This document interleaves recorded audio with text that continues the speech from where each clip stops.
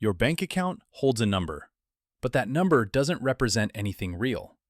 If everyone tried to withdraw their deposits tomorrow, the entire system would stop working in a matter of hours. Not because of a hack, not because of fraud, because the money was never there to begin with. This is forgotten economy, where the systems that shape our world are finally explained. What you're looking at is a mechanism centuries old, a design that became the foundation of modern finance. And once you see how it operates, you'll understand why debt always grows, why prices always rise, and why the system needs you to keep borrowing. Let's go back. Long before spreadsheets and mobile banking, money meant something physical.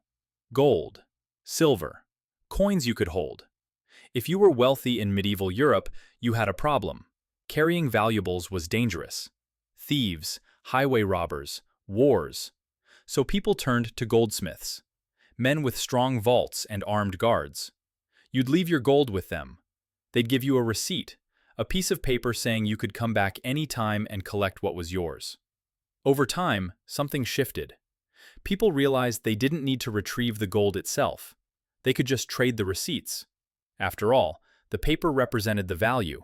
It was easier to carry, lighter, simpler. And that's when the goldsmiths made a discovery. They noticed a pattern. Almost no one came to claim their gold at the same time. If a goldsmith held deposits from 100 people, maybe 1 or 2 would show up on any given day. The rest of the gold sat untouched. So they started doing something clever. They began issuing more receipts than they had gold to back them. If they held 1,000 coins in the vault, they might issue receipts for 2,000.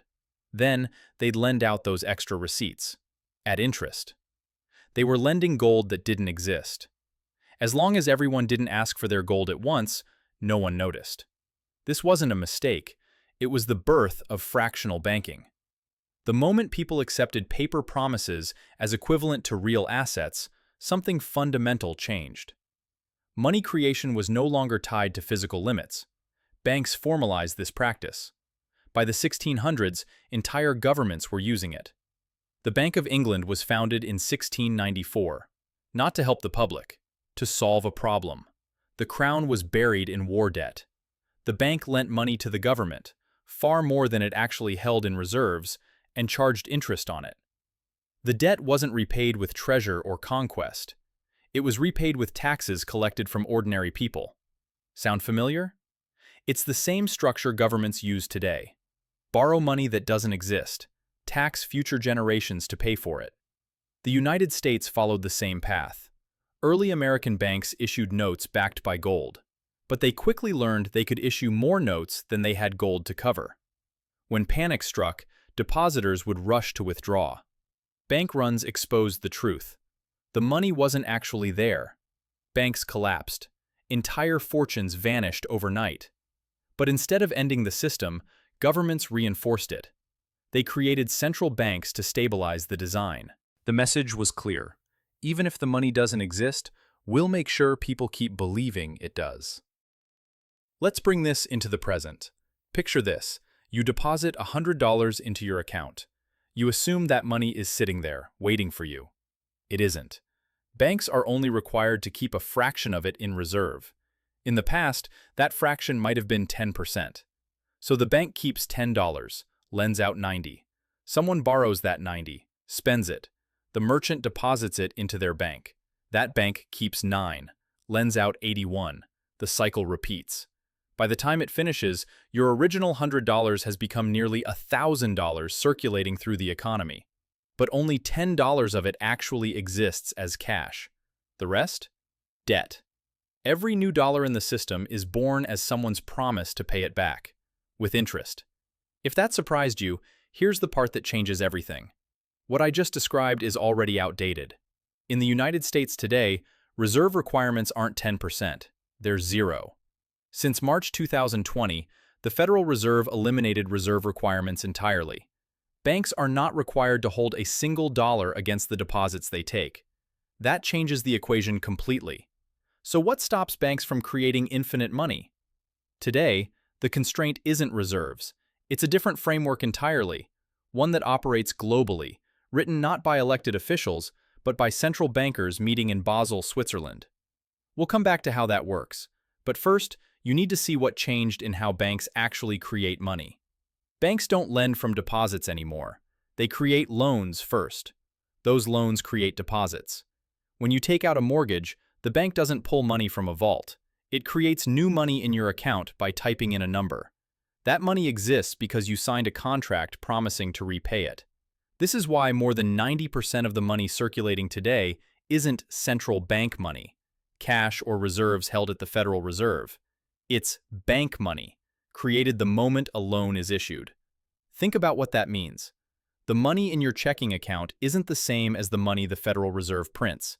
It's bank-created money, born as debt.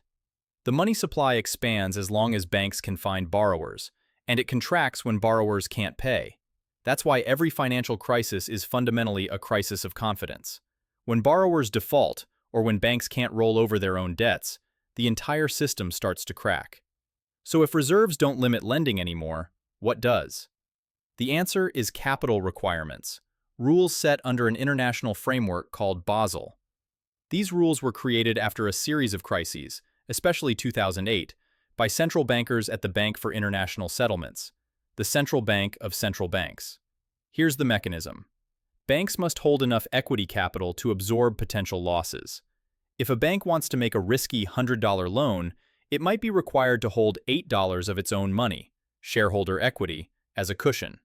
That's the real limit. The riskier the loan, the more capital the bank must hold.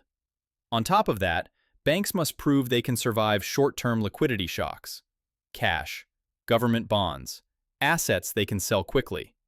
These rules are meant to keep banks from collapsing under their own risk. But notice, after the loan is made, the bank checks whether it has enough capital to cover the risk. The constraint comes after, not before. This design creates three inevitable outcomes. First, inflation. Because banks multiply credit over and over, the value of each dollar erodes. Prices don't just rise from supply and demand. They rise because the currency itself is being diluted. Second, perpetual debt. Money enters the system as a loan. That means there's always more debt than money to repay it. Interest guarantees the math never closes. Someone, somewhere, must always default, refinance, or borrow more just to keep the system functioning. Third, concentrated power. Banks collect interest on money they never had. Governments finance wars and programs without raising taxes directly. And asset owners, those who hold real estate, stocks, commodities, see their wealth rise as inflation pushes prices higher. Meanwhile, wages stagnate. When the machine breaks down, the design becomes visible. Look at the Great Depression. Banks had loaned wildly, fueling a stock bubble. When the panic hit, depositors rushed to withdraw. The money wasn't there. Thousands of banks collapsed.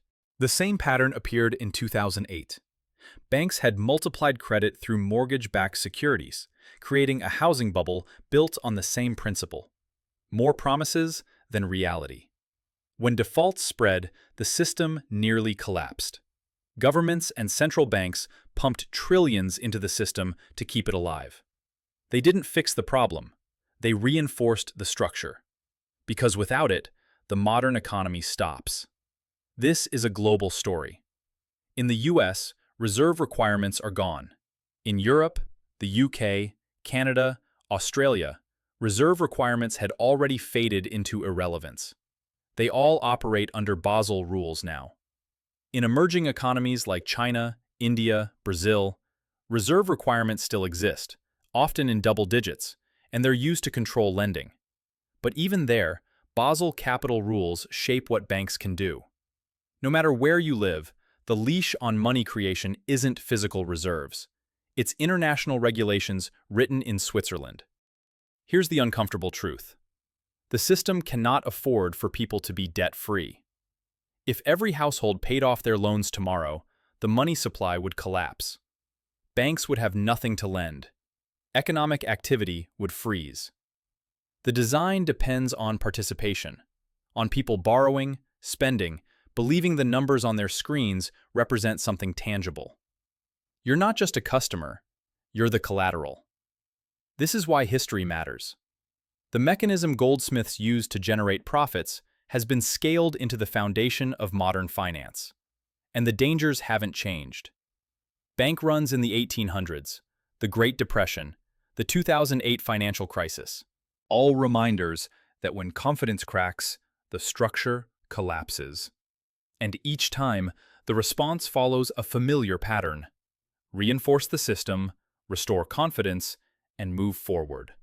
So what does this tell us about how modern money really works? First, money is not wealth. Wealth is land, resources, skills, knowledge, independence. Assets that hold value when paper promises fail. Second, debt is not neutral.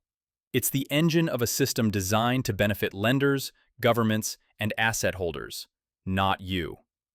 Third, inflation isn't an accident.